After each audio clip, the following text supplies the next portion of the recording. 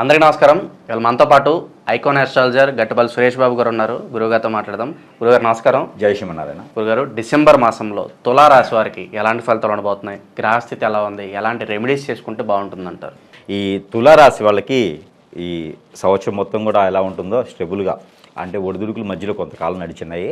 అయితే అలానే నడుస్తుందని చెప్పుకోవచ్చు. డిసెంబర్ మాసంలో ముఖ్యంగా చూసుకుంటే కనుక ఈ తులారాశి వాళ్ళకి చిత్తా, స్వాతి, విశాఖ 3 నక్షత్రాలు ఉంటాయి. దీన్ని తగ్గట్టుగా వీళ్ళకి 2వ ఇంట్లో బుధుడు, 4వ ఇంట్లో శుక్రుడు, 5వ ఇంట్లో శని ఉన్నాడు. ఈ గ్రహరీత్యా ఇప్పుడు ఇట్లా ఉందన్నమాట.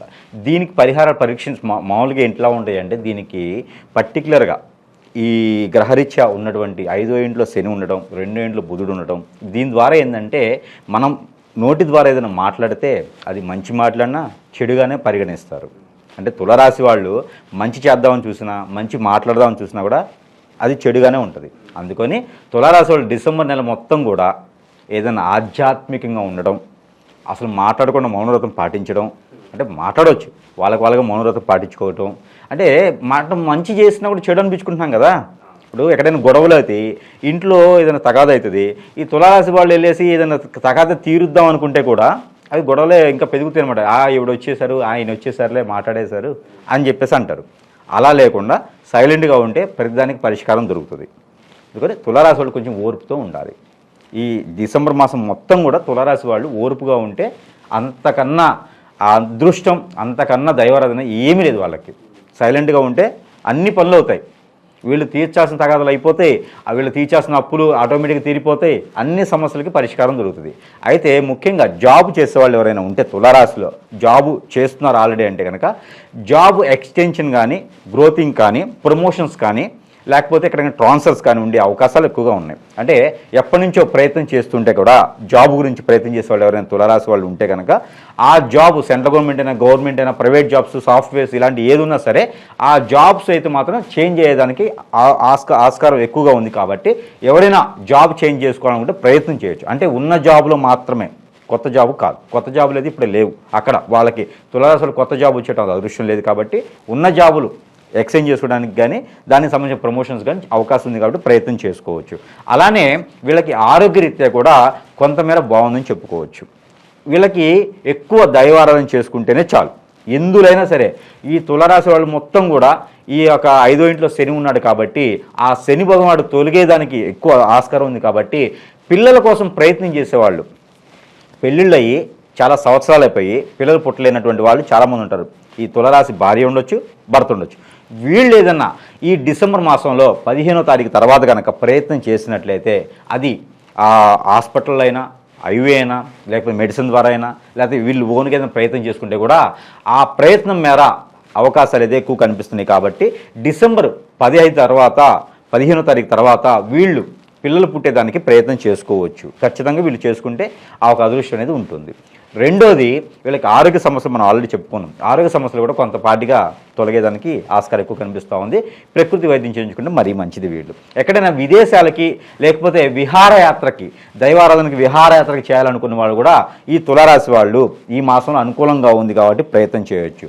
ఎక్కడున్నా, ఏ అనుకూలంగా ఉన్నా, ఏ ప్రయత్నం చేసినా కూడా నోరు ఆలోచించుకొని ఎదుటి వాళ్ళు 10 మాటలు మాట్లాడితే మీరు ఒక మాట మాత్రమే మాట్లాడే ప్రయత్నం చేస్తే ఖచ్చితంగా మీకు ఆ అనుకూలమైన సమయంలో మీకు అనుకూలంగా అన్నీ జరుగుతాయి. తులారాశి వాళ్ళు ముఖ్యంగా మాట్లాడకూడదు. ఎక్కువగా మాట్లాడకుండా ఉంటే అన్ని రకాల ప్రయత్నాలు మీకు అనుకూలిస్తాయి అనమాట. ఎక్కడైనా లోను ప్రయత్నం చేయాలనుకున్నా కూడా చేస్తే తులారాశి వాళ్ళు గత కొంతకాలంగా బిజినెసెస్ ఏమైనా డల్గా ఉంటే కూడా ఈ మాసంలో కొంతమేర అవకాశాలు కనిపిస్తూ ఉన్నాయి. అందులో బట్టల షాపులు, వస్త్ర షాపులు కానీ, అలానే కాస్మెటిక్స్ కానీ, లేడీస్ ఎంపోరియం షాప్స్ కానీ ఉంటే వీళ్ళకి ఇంకా ఆ బిజినెస్ అనేది గ్రోతింగ్ కనిపిస్తూ ఉంది బాగా ఈ డిసెంబర్ మాసంలో. వీళ్ళకి ఇంకేదైనా మ్యారేజెస్, పెళ్ళిళ్ళు కొత్తగా కావాలనుకునే వాళ్ళు కనుక ఈ డిసెంబర్ మాసం వరకు ఆగితే కొంతమేర మంచిది. కొత్తగా సంబంధాలు చూసినా కూడా ఈ డిసెంబర్ మాసం తులారాశి వాళ్ళకి అంతగా మ్యారేజెస్ విషయంలో కలిసి వచ్చేదానికి ఎక్కువ కనిపించట్లేదు. అంటే ప్రతి సంవత్సరము ఏమో కానీ ఈ సంవత్సరం మాత్రము గ్రహాలు పెద్దగా అనుకూలంగా లేదు. ఆల్రెడీ ఏదైనా ముందు మాసాల్లో పెళ్ళయి ఉంటే సరే. అంతేగాని కొత్తగా సంబంధాలు ఏదైనా ఉన్నా కూడా డిసెంబర్ మాసం 1 కాదనుకోకుండా సంక్రాంతి తర్వాత వచ్చేటువంటి 2020 సంవత్సరం జనవరి నెలలో వచ్చేటువంటి సంక్రాంతి తర్వాత కనుక కుదుర్చుకునే పని అయితే మంచి జరుగుతుంది. డిసెంబర్ మాసం మొత్తం కూడా మ్యాచెస్ కానీ పెళ్ళిళ్ళకి కానీ ఈ తులారాశి వాళ్ళకి అంత అనుకూలంగా అయితే కనిపించట్లేదు. అది లవ్ మ్యారేజ్ అయితే కూడా అంత సక్సెస్ఫుల్గా కనిపించట్లేదు. దానివల్ల నష్టమే ఉంది. తులారాశి వాళ్ళకి లవ్ మ్యారేజ్ డిసెంబర్ మాసంలో అయితే అట్రాక్షన్ ఒకటే ఉంది. మ్యారేజ్ అయిన తర్వాత ఖచ్చితంగా గొడవలు అయ్యేది ఉంది కాబట్టి కొన్ని రోజులు పోస్ట్పోన్ చేసుకుంటే మరీ మంచిది. వచ్చే సంవత్సరం జనవరి నెల వరకు ఆగితే మరీ మంచిదన్నమాట. అయితే వీళ్ళు తులారాశి వాళ్ళు కనుక ఏదైనా కోర్టు వ్యవహారాల్లో కనుక ఉంటే ఎప్పటి నుంచో గత 5 సంవత్సరాలు 2.5 సంవత్సరానికి కోర్టులో కనుక ఏదైనా ఇష్యూ నడుస్తూ ఉండి ఈ చెక్ బౌన్స్ కేసులు కానీ మనీ సర్క్యులేషన్ బిజినెసెస్లో పార్ట్నర్షిప్లో ఏదైనా చెక్ ఫెయిల్ అయినటువంటి కేసెస్ ఏమైనా ఉంటే కనుక కోర్టు వ్యవహారాలు ఉంటే వాటికి కూడా కొంచెం మేర చొక్కెదురని చెప్పుకోవచ్చు. ఏది డిసెంబర్ మాసంలో అయితే కొంతమేర చొక్కెదురని చెప్పుకోవచ్చు.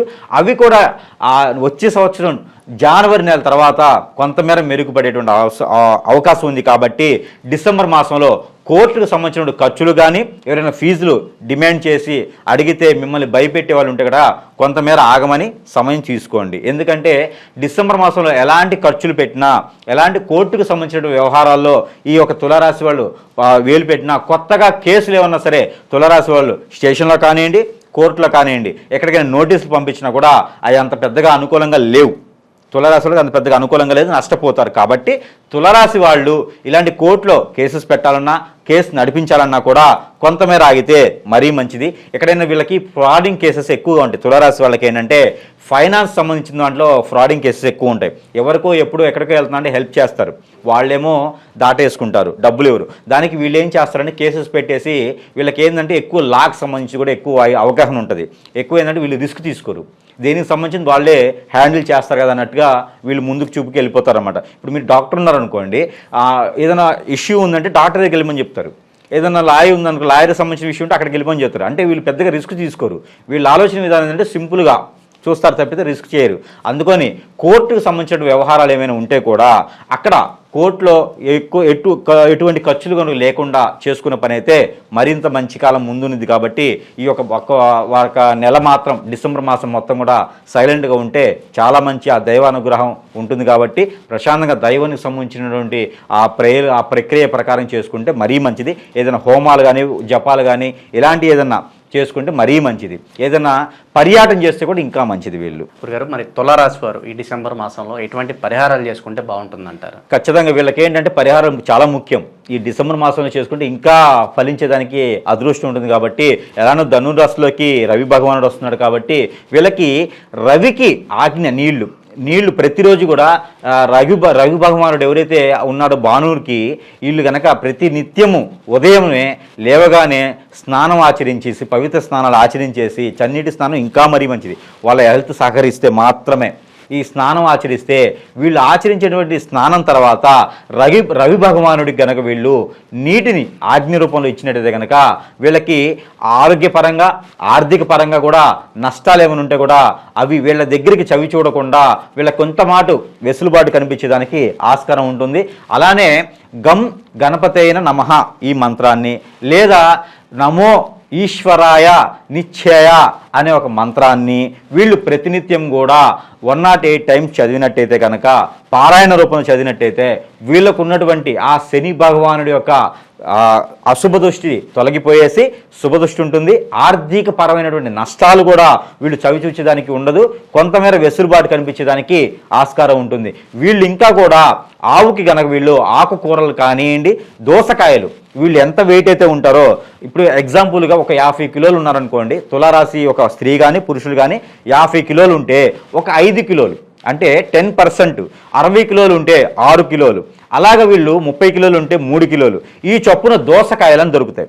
ఈ దోసకాయల్ని కనుక ఆవు గోశాలలో కానీ ఆవులకు కానీ తినిపించేటట్టయితే కనుక వీళ్లకు ఉన్నటువంటి గ్రహరీత్యా దోషం వీళ్ళకున్నటువంటి ఆరోగ్య సమస్యలు కూడా తొలగిపోయేసి వీళ్ళు అందరూ కూడా బాగుండేందుకు ఆస్కారం ఉంటుంది. కాబట్టి ఖచ్చితంగా ఈ డిసెంబర్ మాసంలో ఈ చిన్నపాటి రెమెడీస్ అందరూ తులారాశి వాళ్ళు చేసుకొని సుఖంగా ఉంటే చాలా బాగుంటుంది.